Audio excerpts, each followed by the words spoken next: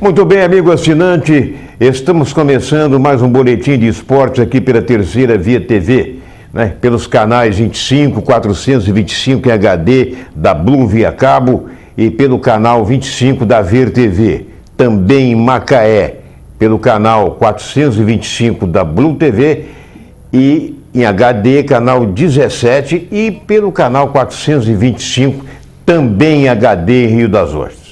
Bom, são destaques hoje, quinta-feira, né? Muita coisa aconteceu no dia, principalmente na noite de ontem. Bom, Dunga em treinamento repete mesmo time na seleção brasileira. Botafogo vence de forma heróica o Ceará e segue na Copa do Brasil. Grêmio é eliminado da Copa do Brasil por frases racistas. Flamengo vence o Coritiba nos pênaltis e passa de fase na Copa do Brasil. Macaé vence Campo Grande pela Copa Rio. Fluminense perde para o Goiás e dá adeus à Copa Sul-Americana. Dorival Júnior é apresentado como novo treinador do Palmeiras. Kleber diz que falta comprometimento ao time do Vasco. Brasil vence a Tunísia pela segunda rodada no Mundial de Vôlei. Pois é, tudo isso e muito mais, a vitória da Argentina em cima da Alemanha, não é?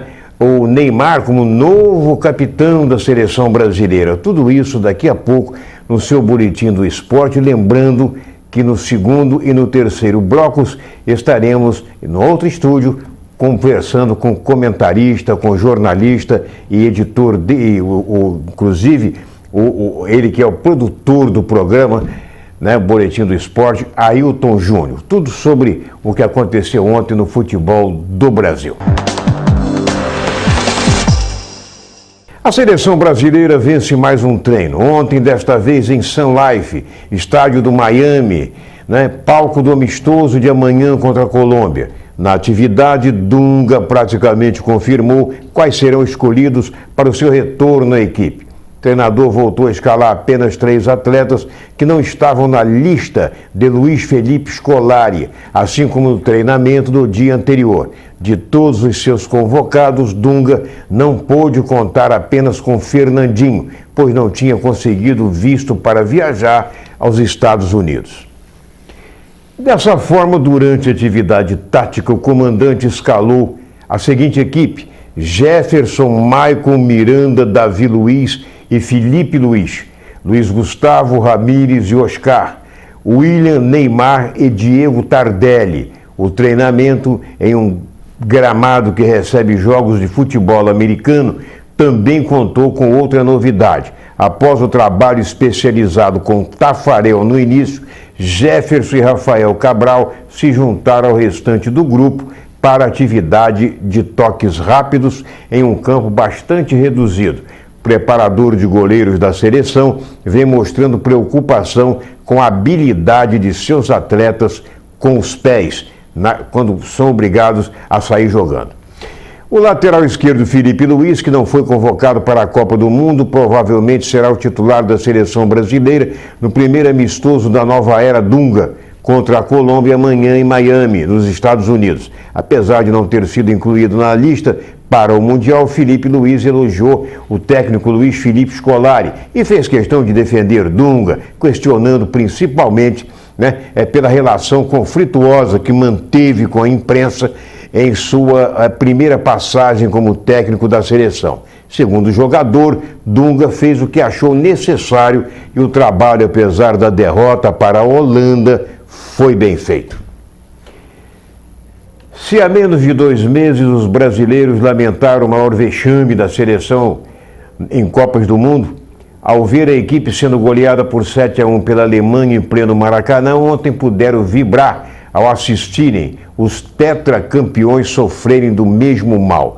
Em Düsseldorf, os argentinos superaram os alemães por 4-2 e coroaram a estreia de Tata Martino como um resultado elástico, vingando a derrota sofrida na prorrogação da final do Mundial. Na ausência de Messi, o meio-campista Di Maria assumiu o posto.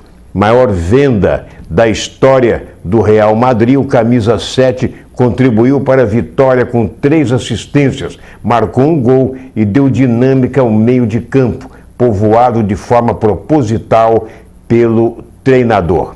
Homem de confiança de Martino no Barcelona, Mascherano foi escalado como primeiro volante para dar mais consistência ao setor defensivo, atuando na frente da linha de zaga, com o capitão no meio-campo. A saída de bola da equipe ganhou qualidade e, de maneira surpreendente, a Argentina comandou o meio-campo, setor prioritariamente dominado pelos alemães, que costumam fazer do toque de bola sua maior arma. Pois é, o time da Argentina usou praticamente aquele esquema daquele toque de bola, do tic-tac, que nós tanto apreciamos no time do Barcelona, há algum tempo. E o detalhe é o seguinte, voltando ainda, o placar foi 4-2 para a Argentina, você vai estar vendo os gols, e o detalhe foi o seguinte, falando ainda de seleção brasileira, para não deixar passar, o Neymar foi escolhido como o novo capitão da seleção brasileira nesses 2 jogos amistosos que o Brasil fará nos Estados Unidos. As ofensas racistas proferidas por alguns torcedores do Grêmio contra o goleiro Aranha na partida diante do Santos pela Copa do Brasil acabaram custando caro ao Clube Gaúcho. Ontem, o time foi condenado pela 3ª Comissão Disciplinar do STJD, com a pena máxima, exclusão da Copa do Brasil. A sentença veio após uma sessão de 4 horas de duração e por unanimidade de votos por parte dos auditores.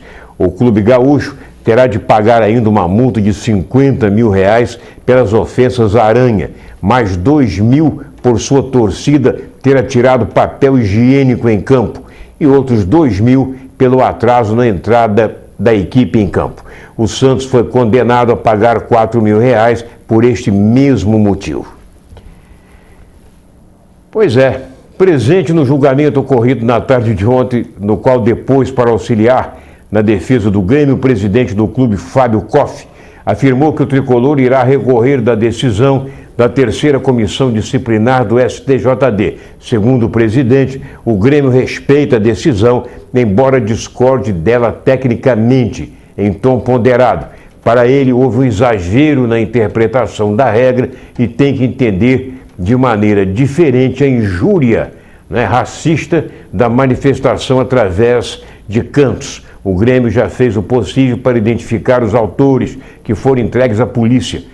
Koff disse ainda que o Grêmio foi punido 2 vezes por um ato só.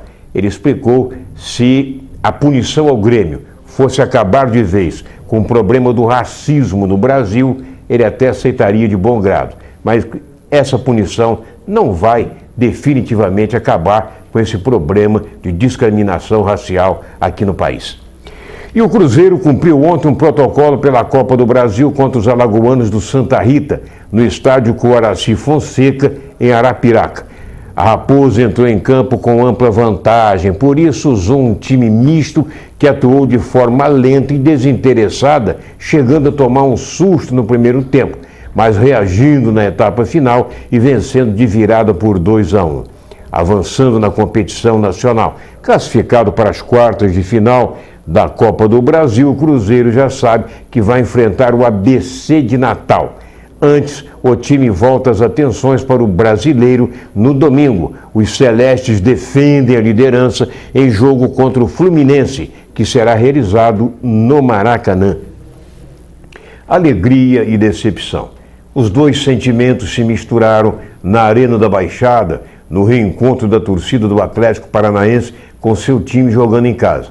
Porém, a vitória por 2-0 sobre o América de Natal, que em Natal bateu o Furacão por 3-0, não foi o suficiente para a equipe seguir na Copa do Brasil. Nas quartas de final, o América de Natal vai encarar o Flamengo. Enquanto isso, volta as atenções para a Série B do Brasileiro. Já o Atlético Paranaense agora pensa apenas na Série A, onde espera se recuperar sob o comando do técnico Claudinei Oliveira, anunciado no dia de ontem.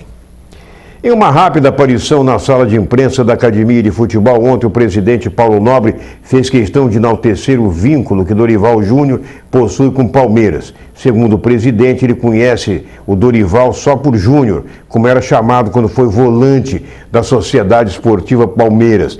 Júnior, cara, seja muito bem-vindo aqui, afirmou o presidente. Dorival Júnior, no entanto, não quer contar com o status de sobrinho do ídolo Dudu e de ex-jogador do Palmeiras para vingar no clube centenário, que hoje novamente luta contra o rebaixamento à Série B do Campeonato Brasileiro. O Dorival Júnior é o 27º ex-jogador do Palmeiras que assume a direção da equipe. Um deles, na história palmeirense, foi o campista Vicente Arenari, que jogou no meio-campo do Palmeiras, com Dudu, com Ademir da Guia, e depois tornou-se técnico da equipe palmeirense.